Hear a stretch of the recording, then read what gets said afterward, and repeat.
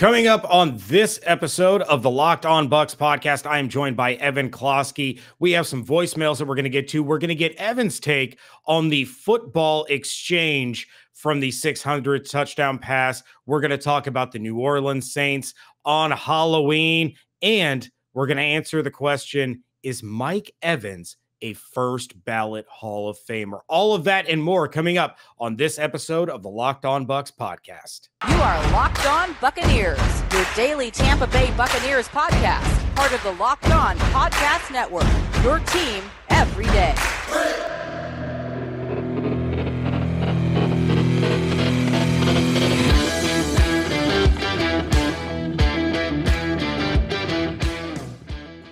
What's up, and welcome to the Locked On Bucs podcast, and thank you for making Locked On Bucs your first listen or first watch every day. I am James Yarko, joined, as I always am on Wednesdays, by my buddy Evan, still working on the camera thing, Evan Closky of 10 Tampa Bay. You can check out everything I'm doing over at BucsNation.com. Make sure you're following along on Twitter at Locked On Bucs, at JYarko_Bucs, at eClosky WTSP, and at Bucs_Nation. We're on YouTube. Check us out over there. Subscribe to the show. We do have a YouTube question that we are going to answer later on. But Evan, real quick, before we get into a couple of voicemails, Justin Fields is not great at football right now. Not a great showing from Justin Fields, and mostly because his offensive line is terrible.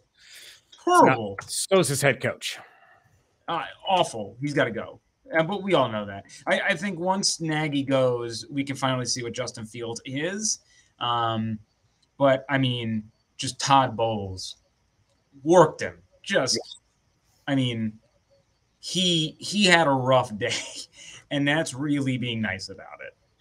Yeah, it was a kind of not quite what I expected it to be, a little bit better of a showing from the Bears, but I expected a pretty easy win for the Bucs. May not be so easy this week against the Saints, but we're going to get into that in just a minute. But there's a storyline that just won't go away. We have a couple of voicemails about it. We have some people weighing in with their opinions on the infamous football.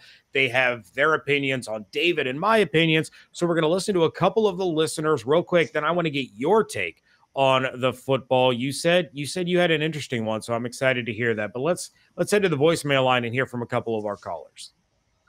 Hey, good morning, boys. What up? This is Manny from Matt Moore.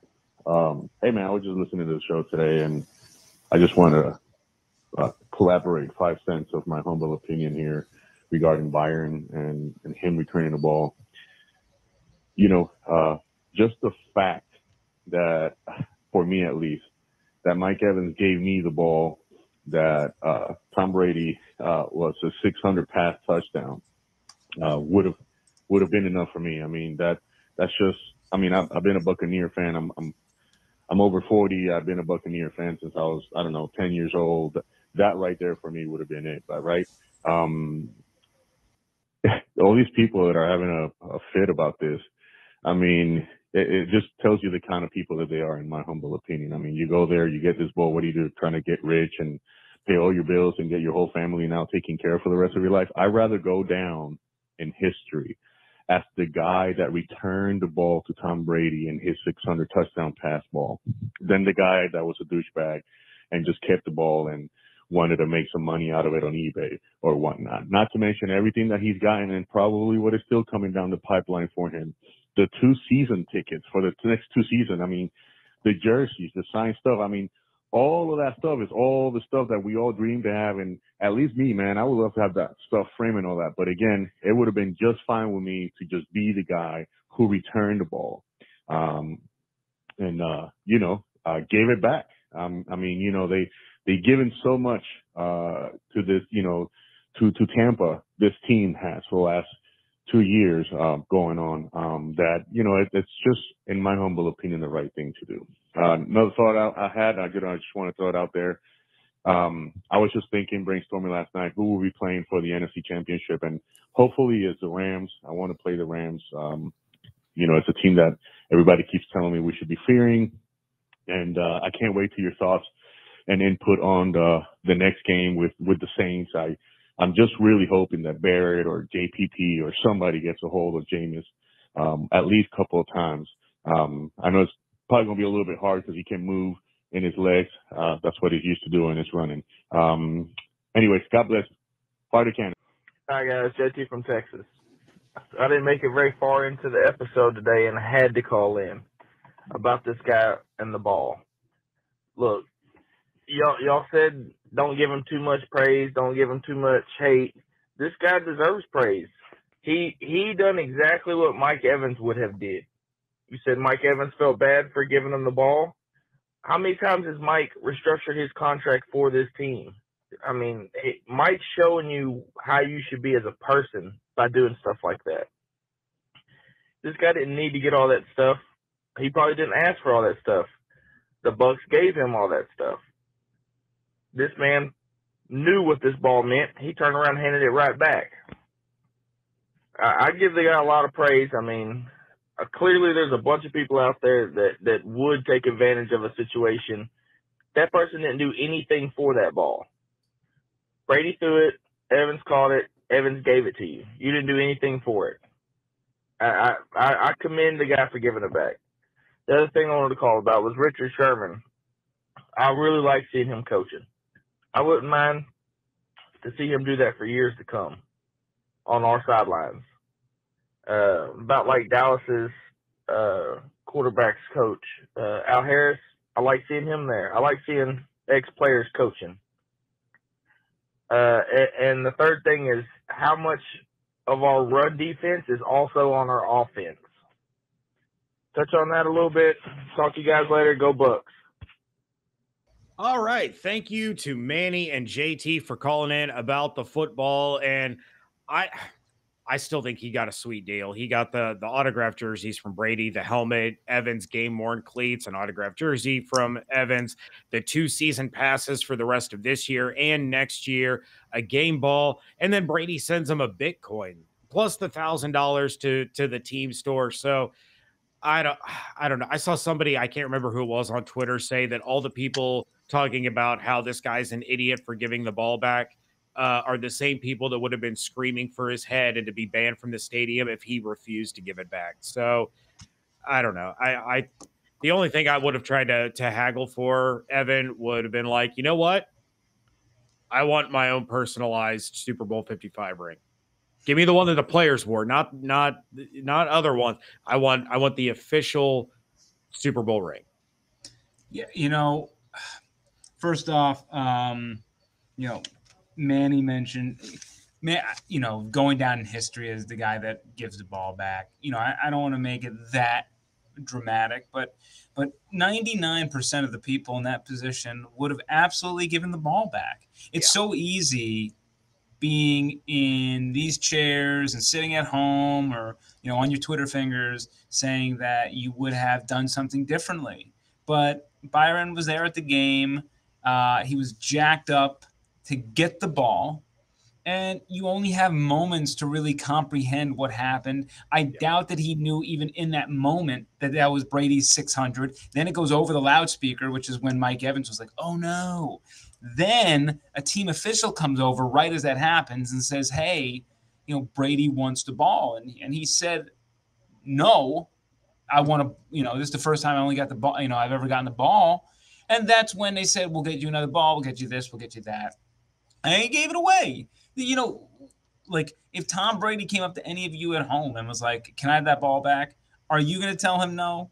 Right. Somebody who earned that ball, who spent his entire career working towards that number. I agree with our other caller. Like, the guy didn't do anything. This wasn't like catching a home run ball where that is a part of the experience, right? Guy hits home run, ball goes into stands, you earn that. That's the way that it goes. Getting footballs from players is just a Mike Evans thing. And if Mike Evans would have known that was number 600, he would have never given the ball away. Having said that, you mentioned the $100,000 this guy got in value. Does it pale in comparison to the $500,000 he would have gotten? Yes. Do I think it would have been scummy if he would have went and sold Brady's ball when everybody is clamoring for him to have it? Absolutely. you're 100%, James. Everybody and their mother would have turned on this guy in 3 friggin' seconds if he would have kept the ball and said, I'm going to sell it. Yeah. All these people who are high and mighty said they lost negotiation. That's great and all, but I guarantee you everyone would have lit him up. It's just a complete narrative bend, all right? And the fact of the matter is, if you were in those shoes, you would have given the ball back. I don't really want to hear it from people who think they're holier than thou, and they would not have. I don't want to think they're holier than thou, and they would have understood the amount of hatred coming towards them that they've ever been in the spotlight to handle what kind of threats and whatever the heck they were going to get on social media. Like, it's just unbelievable how narrow-minded we all are on this thing, that we believe that you should be going to a game as a fan, then essentially take the ball from your favorite best player and go home in the first quarter, mind you, to then go home and make money off of it, when that's not what you were doing. When you go and buy a lotto ticket, you buy the ticket. The whole point of buying the lotto ticket is to win the lotto. You go to a Bucs game, you're there to have a good time. You're not there to make money. So it's just ridiculous, and you don't have to turn everything into a money grab. You could just do the right thing. And by doing the right thing, he's got a lot of stuff coming his way. And by the way, the Bucs weren't even giving him that much, which is on them originally, by the way. They should have been way more upfront with what they would give Byron out of the gates, giving him $1,000 to the Bucs team store. I'm sorry, but this guy's going to have the best man cave in the world. He's going to be able to buy 10 jerseys with that. You know, I mean, it's like what am I supposed to do with $1,000 in Bucs team store money? How many jerseys do you want me to buy? A helmet? I mean, come on. At some point, it's like, what am I doing with all this? Give me $1,000 at Amazon or, but it just, the public outcry made sure that Byron was taken care of. And he still probably, let's say the Bucs get the Super Bowl. I would love for him to be at the Super Bowl. I hope that the Bucs have a contingency to maybe send him to a playoff game. They're taking care of him next year for season tickets. He's got a Bitcoin, which, by the way, is going to appreciate in value. It's not going to be $500,000, but it's pretty good to have a Bitcoin at 29 years old. That's a good chunk of change. That, when he has kids and they grow up and they go to school, that's going to cover both their educations. So. And again, the guy just went off the golf course, went to a game, and got a Bitcoin out of it. Like, you kidding me? He did just fine. This isn't about money. It's about the accomplishment, and people getting into the financials of all this are it's ridiculous. It's sad, and Brady deserved that ball. He got the ball. Byron deserved something in return. He got something in return, and that's that. Well, and I was in the team store when I was down there for training camp. You can't even get a Tom Brady autographed mini helmet for $1,000. So getting 2 autographed Brady jerseys, you're already, the guy, he was in the right place at the right time. Nobody should dog on him. He got a great deal. He got a great experience. He got a shout out by name from Tom Brady talking to Peyton Manning on Monday Night Football. You know what? Kudos, Byron. Right place, right time. It's a win for both sides. The one thing I'm upset about is that they declined the meet and greet due to COVID protocols, which I kind of call baloney on, because we saw Brady interacting with fans. We saw in just an absolutely touching moment, and I'm thankful for it. But they're interacting with fans. After the game, he was with David Beckham and his posse. You could have done it. Yeah. You could have done it, So that I'm calling on BS on that you couldn't do a meet and greet and do the whole exchange and have him meet Brady. I think that, take a picture with Brady. I think that's doable. But Byron wants to play golf with Brady. So if he can get a round of golf with Brady, I'll pass up the meet and greet. Sign me up for a round in Montana. Let's go. I'll go to Montana. I'll pay the Bucs. I'll see you in Montana. Well, and like David said, that could be orchestrated by giving him a free entry to Bruce Arians' Family Foundation golf outing. Boom. Yep. Done. He can roll with Brady in that foursome. That would be awesome. Very quickly, I forgot to mention because I got caught up in Byron. The other topics from the other call. Manny, let's not worry about the playoffs yet. We got plenty of time.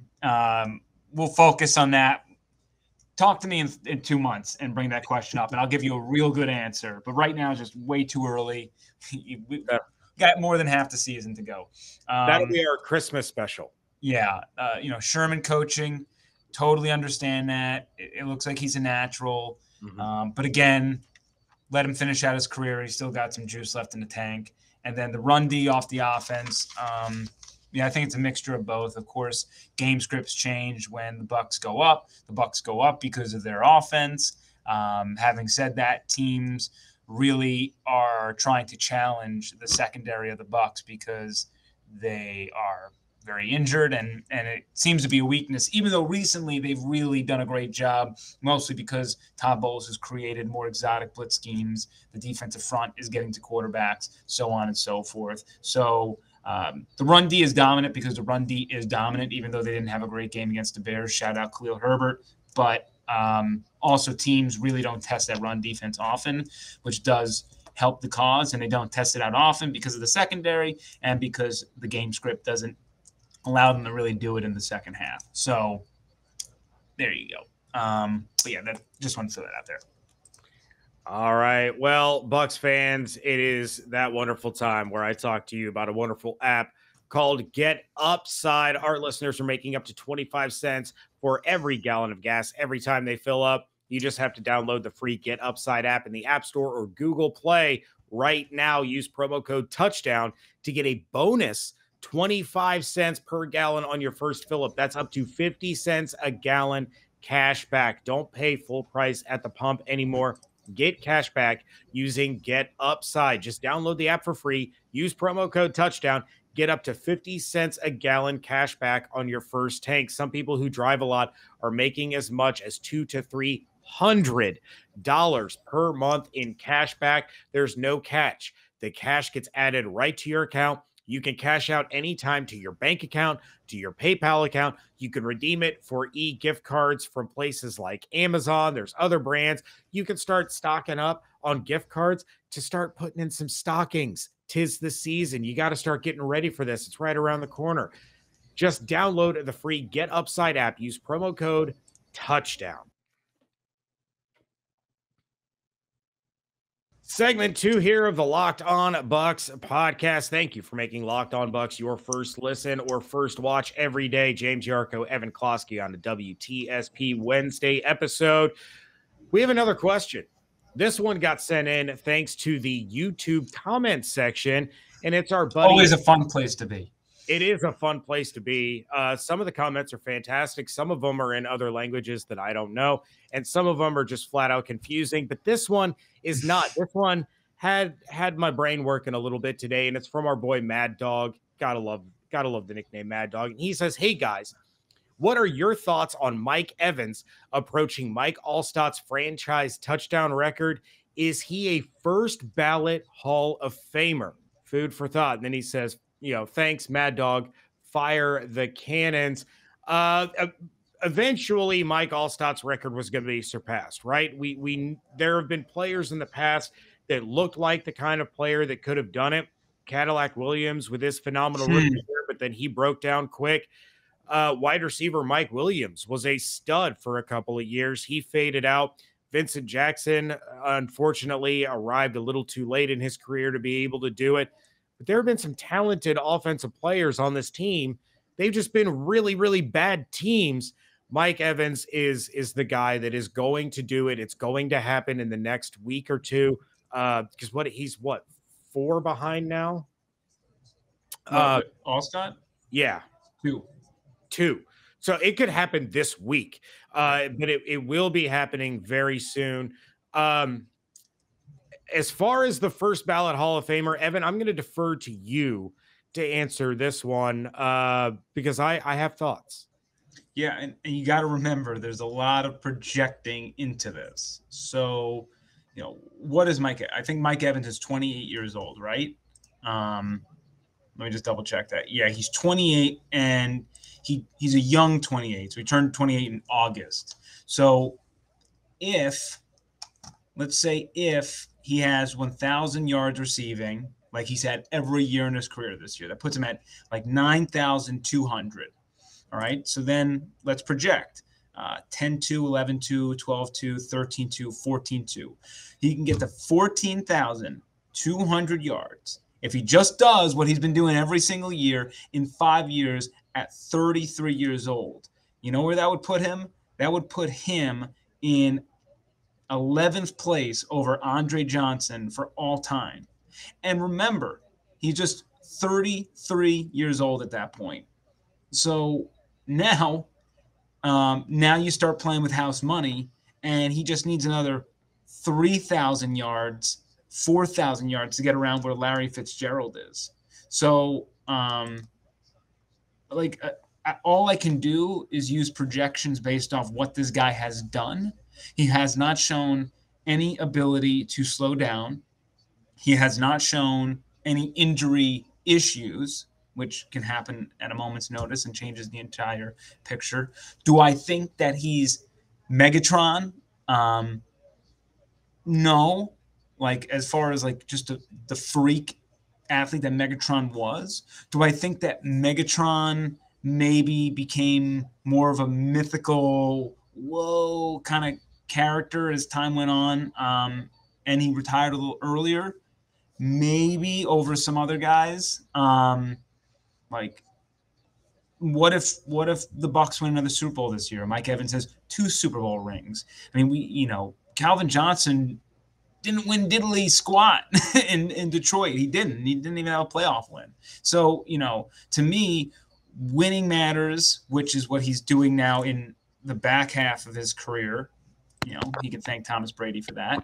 And he'll have maybe a Super Bowl or 2 under his belt. He's going to be up there with some of the best. And when you put him in sort of the clumping of when he would, retire, if you think about the era of 28, 29-year-olds that he's competing up against, it's going to be tough to turn him away when you look at his numbers. And I know that that's probably an unpopular opinion because, it's just starting right now where people are noticing Tampa because they've been stinky for a long time.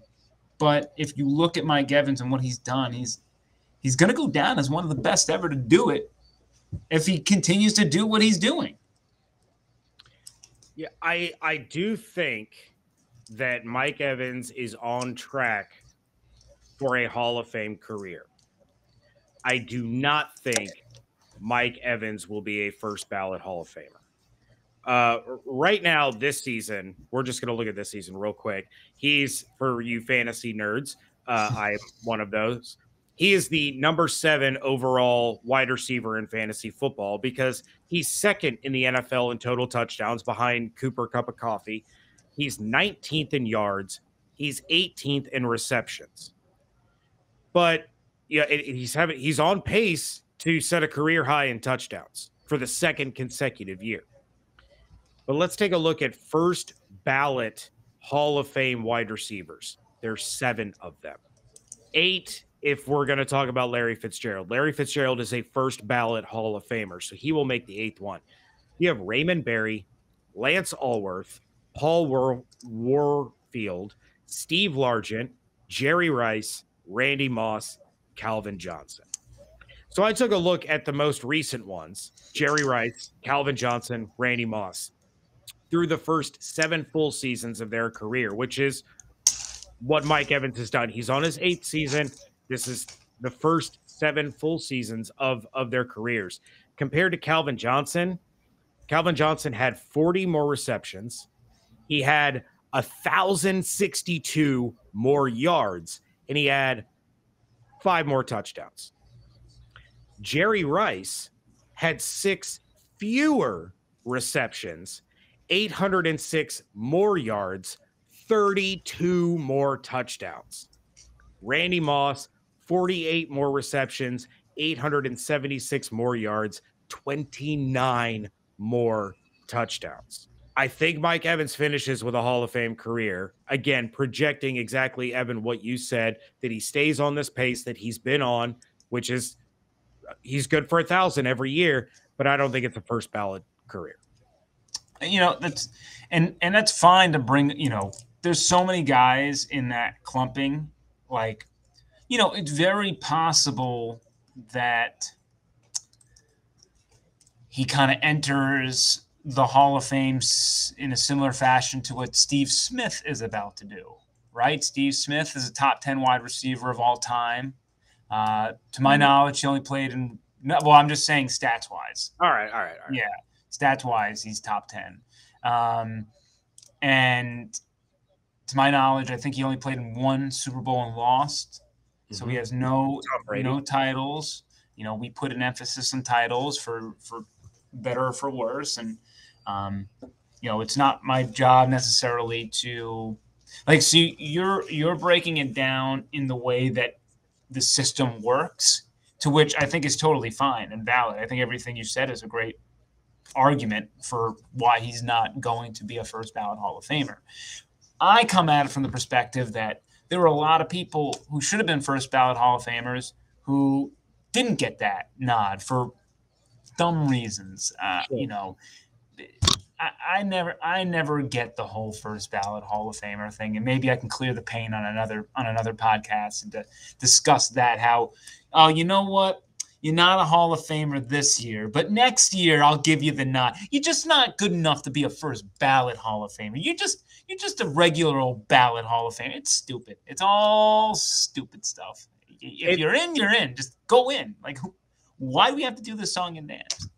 And I think a lot of it has to do with the structure. They only allow in a certain number of guys who are going to end up being in Mike Evans' class. That's another issue that you run into, right? Mm-hmm. If there's another wide receiver that goes in that also had a Hall of Fame career, and some of the voters are like, well, I like this guy better than Mike Evans, then Mike Evans could get the snub in that first year. So I don't know. I take a look at it. Terrell Owens wasn't a first ballot, and I realized he had his locker room issues, and the voters wanted to punish him for that. Michael Irvin wasn't a first ballot Hall of Famer. There have been some, elite receivers that were not first ballot Hall of Famers. But do you believe they should have been first ballot Hall of Famers? I do. I absolutely do. I think Michael Irvin should have been first ballot. I think T.O. should have been first ballot, but I'm also the guy that says Curt Schilling, Barry Bonds, David Ortiz, Roger Clemens, those guys should be in the Baseball Hall of Fame. You know why? Because the Hall of Fame tells the story in the history of the sport. And you can't tell the story in the history of the sport without those guys. Correct. So, yeah, we're on the same page there, and the same thing with that. That's why I find it all silly. It's a museum. It's a history. You walk in, it's the history of the game. It's not a place to where the writers get to have this moral compass of saying now there are some people who cross a line, and there is an element there, but I understand not wanting to reward nefarious actions within the lines. It's baseball's a little tricky because everybody was doing it, and MLB turned. When we can get the boys on Locked On Rays, my guys, and we can discuss that another time. But yeah, Mike Evans, in my opinion, if he stays the course, I think he could be one of the greatest to ever do it, at least statistically. All right. Well, I do want to touch on the Saints real quick before we get to your predictions. Right now, heading into this game, the Buccaneers are third in the NFL in scoring, averaging 33.3 points a game. The Saints are at 17th. They're averaging a full 10 points less per game, 23.3 per game. But on the defensive side of the ball, we know the injuries that the Bucs are dealing with. But the Bucs are giving up the 10th most points per game at 21, while the Saints are third with 16.8. So you have Jameis Winston. And I want to get your opinion on this before we hit our next break, and then we get your predictions. Jameis Winston ranks 29th in the NFL in pass attempts. He's got 151. He's averaging 25 passes per game. He's got fewer pass attempts than Jacoby Brissett, who played, like 4 games? Yeah. Davis Mills, Teddy Bridgewater, who missed time. He's only got, I think it was 15 more pass attempts than Russell Wilson, who's missed the last 2 games. He's got 22 more pass attempts than Justin Fields, who didn't come in until I believe it was week 3. But he's efficient. This is something that we haven't really seen from Jameis in his Tampa Bay years. He's got a little over 1,100 yards, 13 touchdowns, 3 interceptions, but below 60% completion percentage. So my question to you before we hit our break, Jameis Winston's usage, do you feel that's by design to allow him to manage the game and let the defense hold the other team down while focusing on Alvin Kamara being, the focal point of the offense? Or do you think Sean Payton is in a situation where he doesn't trust Jameis to let him go and lead the team? He doesn't trust Taysom Hill to go out and lead the team. So he's trying to minimize the impact that his quarterback has on the game, again, by focusing solely on Alvin Kamara. Bingo, that last one. I definitely think Sean Payton's like, you tend to make some silly mistakes, so I'm going to take those decisions out of your hands. We're going to do very safe, and I'm going to work with what I got. I tend to believe Sean Payton, who is a tremendous offensive mind, arguably one of the best offensive coaches to ever roam the sidelines in the NFL. If he had the horse to fling it around, the way that Drew Brees has done for years and years and years, Jameis Winston would be doing that sort of offense as well. But I don't know if Sean Payton trusts Jameis Winston enough to give him the full keys to the offense, which is why. And look, Alvin Kamara is a tremendous player. You should be giving him first priority and then the quarterback second priority in this equation when Drew Brees, arguably when Drew Brees is at the end of his career, he should have been doing that too. But peak Drew Brees, it's not like that. So, I think you're seeing a very conservative style from the Saints, check downs, and I'm very interested to see what Sean Payton is going to do against the Buccaneers, because there is no doubt that Sean Payton has studied his butt off to beat the Buccaneers. I guarantee you he spent that entire bye week looking at them and looking at them again. And there's going to be some tomfoolery on their end, stuff that maybe they have dressed up for the first 6 or 7 weeks of the year, that all of a sudden when they play the Bucs, things are going to look differently for that Buccaneers defense. So it's gonna be a complicated game plan in that regard for Todd Bowles and company. But just going back to your question, I am. Jameis Winston's on pace for 9 interceptions. We have all seen Jameis Winston in the Bucs uniform. 9 interception was possible in a game. So, it's just a different. It's a different offense in the sense of just being a little safer than what we're used to from Sean Payton. Well, the early line for this one is the Bucs -5. And if you want to lay some money down, you got to do it with our friends over at betonline.ag. They're back and better than ever with a new web interface for the start of the basketball season. More props, odds, and lines than ever before. BetOnline remains your number one spot for all the basketball and football action this season. Head to our new updated desktop and mobile website to sign up today. Receive your 50% welcome bonus on your first deposit using promo code LOCKEDON. From basketball, football, baseball, hockey, postseason, boxing, UFC, Vegas casino games, they got it all. Don't wait. Take advantage of all the amazing offers available for the 2021 season. BetOnline is the fastest and easiest way to bet on all your favorite sports. BetOnline, where the game starts. For my son and his hockey team, the game starts when they're eating a Built Bar. If you haven't tried Built Bar by now, you are missing out. They say it's a protein bar. It does not taste like one. You have to try one of these amazing bars yourself to believe it. Most of the protein bars, you know it. They're chalky, they're waxy, they're hard to choke down. They're not good. Built Bar is soft, covered in 100% real chocolate. When you bite into it, you know you're eating something different. It's more of an experience and one that you're going to enjoy.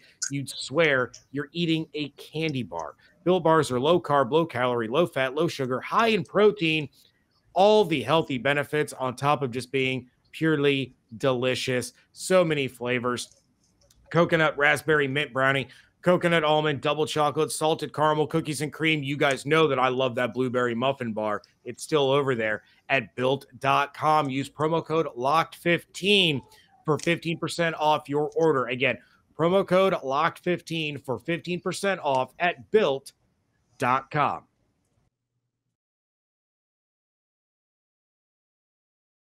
Wrapping things up here on a WTSP Wednesday edition of the Locked On Bucs podcast. James Yarko, Evan Closky at JYarko_Bucs at eClosky WTSP on Twitter. Evan, it is that time. You know it. You love it. It's time for your predictions. Last week, your bold prediction came true. Your predictive player of the game was Lenny, wasn't it? Lenny was against the Eagles. No, it was Shaq Barrett. Shaq Barrett, yeah, that's who I said. Yeah, he did give Justin. He came out hot. Yeah. And then your score prediction. I don't remember what your score prediction was, but I know you had the Bucs winning. I had the Bucs winning and covering. It was still. I gave the Bears a little too many points, and I gave the Bucs a little too little. I think it was like 27-13. I had That's it on what my it was. notebook. There we go. Yeah, I also had them covering, but not the fashion that they did. But let's start things off against the New Orleans Saints. Who is your predictive player of the game? Predictive player of the game is going to be Devin White. Devin White, we remember him last year doing some fun things in the Superdome. I think that this is going to be a game where, the Todd Bowles and company have asked Devin White to do a lot of things that have not necessarily shown up on the stat sheet. So we haven't necessarily gotten Devin White games yet.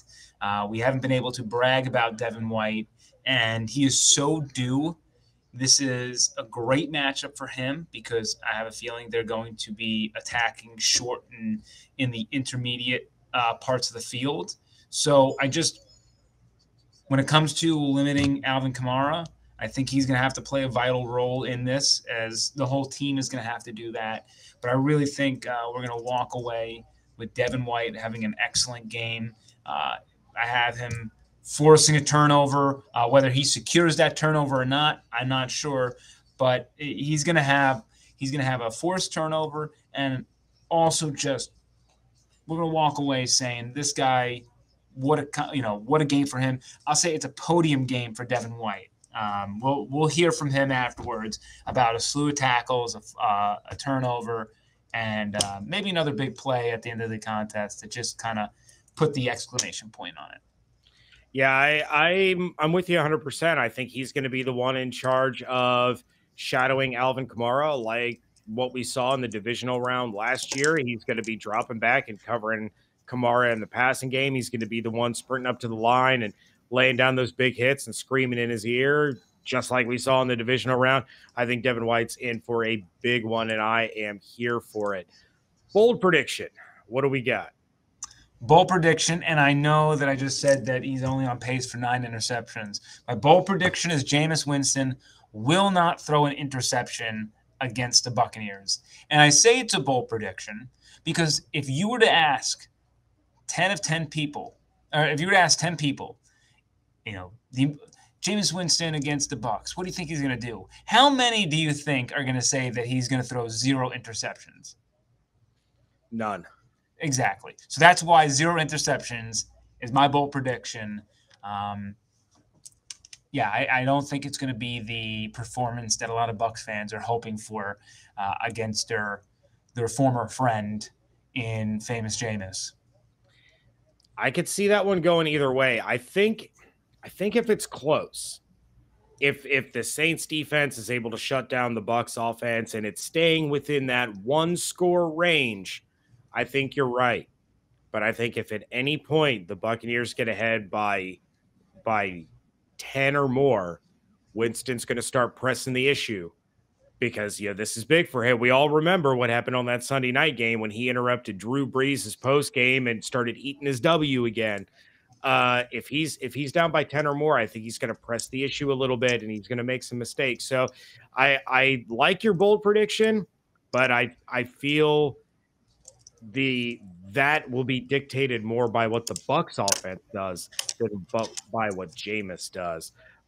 With that, let's see how close of a game you think it's going to be. What is your score prediction? Score prediction: 30 Buccaneers, 17 Saints. Ooh. There is this part of me that believes that Sean Payton and company have planned for this contest all offseason, all bye week. This is one that they circled on their calendar. It's divisional foe. So, of course, it should be close in that regard. Having said that, I just do not think the Saints are that good of a team. I really do not. Their offense is below average. Jameis Winston is a game manager at best. All you have to do is figure out a way to stop Kamara, which is easier said than done. I'm well aware of that, and that's the creativity and the excellence of Sean Payton at work to make sure that guy finds success night in and night out. But I believe in Todd Bowles, and he's rolling right now with this group and what they're doing.